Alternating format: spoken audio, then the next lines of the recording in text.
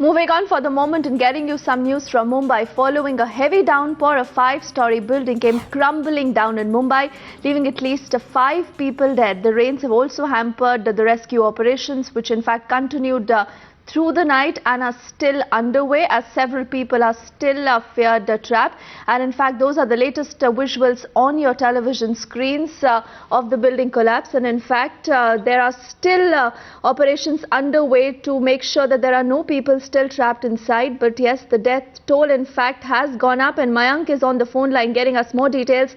Mayank, what is the latest you can tell us about the rescue operations?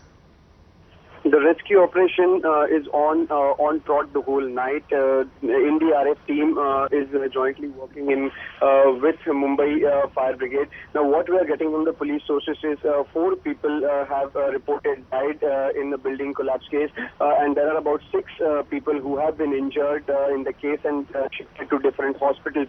Police sources say that there are still about 6 to 7 people, as per the residents' information, feared to be still trapped inside the debris.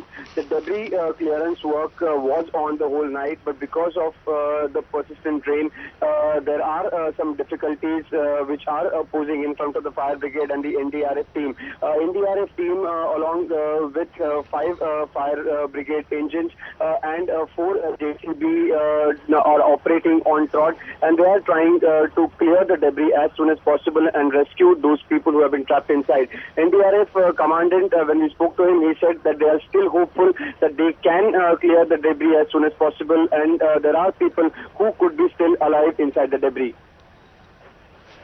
Right, and Mayank, this was a 5-story residential building, and you're telling us that there are still fears that 6 to 7 people might still be inside. Now, tell us what really caused this damage. Was it already notified as a dangerous building earlier? As per the police sources say that the building was not notified as a dangerous building. The construction was about 35 to 40 years old construction. It's a private building.